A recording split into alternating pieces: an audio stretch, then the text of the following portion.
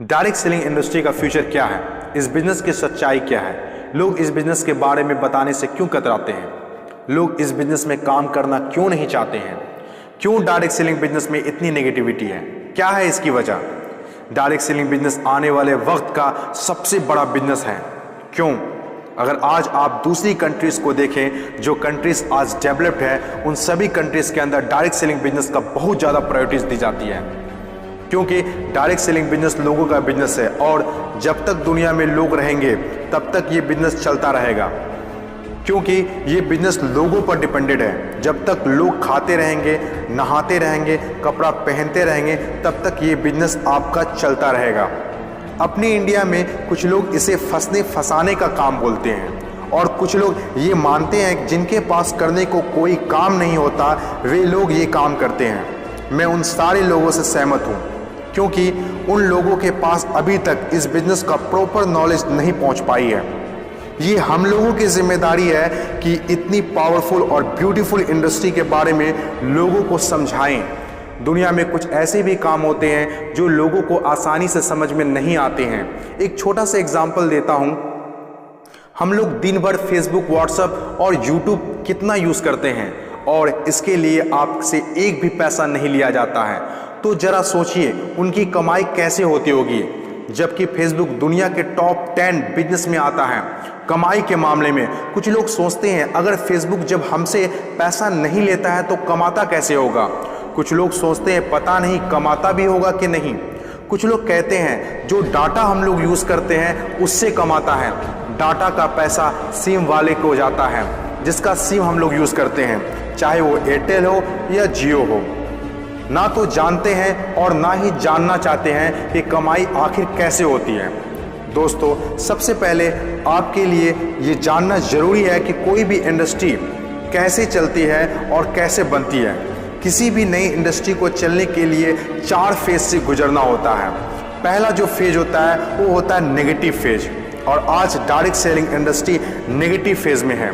ये फेज हर नई इंडस्ट्री को झेलना ही पड़ता है। जब भी मार्केट में नया बिजनेस आता है तो लोग पहले उसे ठीक से समझ नहीं पाते हैं और अनदेखा कर देते हैं। जैसे बैंकिंग सेक्टर के साथ हुआ, इंश्योरेंस सेक्टर के साथ हुआ, टेलीकॉम इंडस्ट्री के साथ हुआ। पहले ना तो लोग बैंक में पैसा जमा करते थे और ना ही इंश्योरेंस लेते थे, क्योंकि इंडस्ट्री नई थी, लोग डरते थे, किसी पर भरोसा नहीं था। लेकिन आज देखिए, यही इंडस्ट्री है जिसके बिना किसी राज्यों की कल्पना करना असंभव है। जब नई नई प्लास्टिक इंडस्ट्री स्टार्ट हुआ तो 95% लोगों ने इनकार कर दिया, ये कहकर कि यह पॉसिबल नहीं है। लेकिन उस वक्त भी 5% लोगों को विश्वास था और आज वही 5% लोग दुनिया में आगे हैं। आज हर चीज़ प्लास्टिक का है, जग हो या बाल्टी, कुर्सी हो या टेबल, खिलौना हो या फ्रेम, यहाँ तक कि डोर भी अब प्लास्टिक के हैं, जो आज से 20 साल पहले किसी ने सोचा भी नहीं था।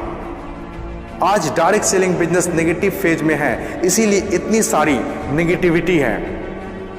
और जब ये पॉजिटिव फेज की तरफ बढ़ता जा रहा है, नेगेटिव फेज में होने के बावजूद भी इस इंडस्ट्री ने कई लोगों की जिंदगियां बदल दी।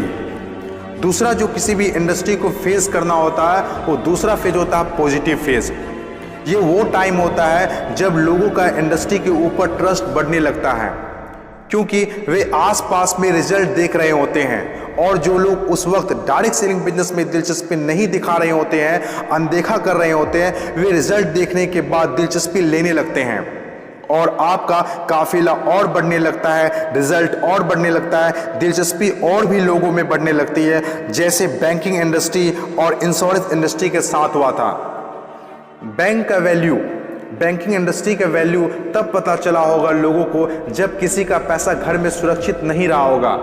इंश्योरेंस की वैल्यू तब लोगों को पता चला होगा जब किसी के एक्सीडेंट होने के बाद उसके घर वाले को पैसा मिला होगा। तीसरी जो किसी भी इंडस्ट्री का फेज होता है वो होता है ग्रोथ फेज। जब एक बार लोगों को इंडस्ट्री पर भरोसा होने लगता है तो उनकी ग्रोथ बहुत तेजी से होने लगती है, क्योंकि ऐसे फेज में लोगों को ज़्यादा समझाने की ज़रूरत नहीं होती है।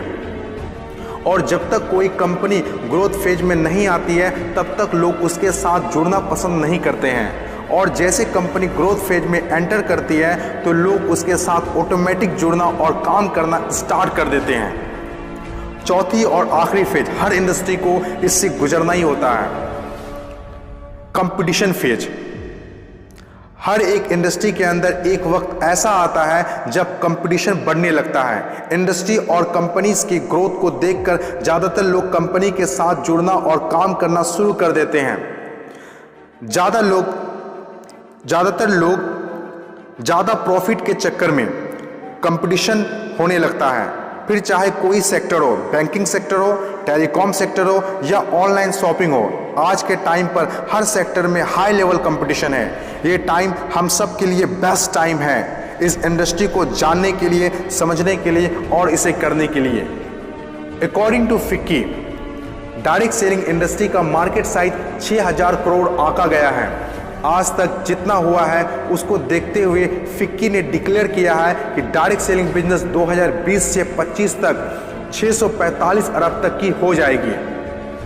आपको इस बात को जानना बहुत जरूरी है कि अमेरिका, ऑस्ट्रेलिया, चीन, जापान, कोरिया और सिंगापुर जैसे बहुत बड़ी बड़ी डेवलप कंट्रीज ने डायरेक्ट सेलिंग बिजनेस को बहुत हद तक अपना लिया है और वहाँ के सिटीजन भी बहुत जागरूक हैं।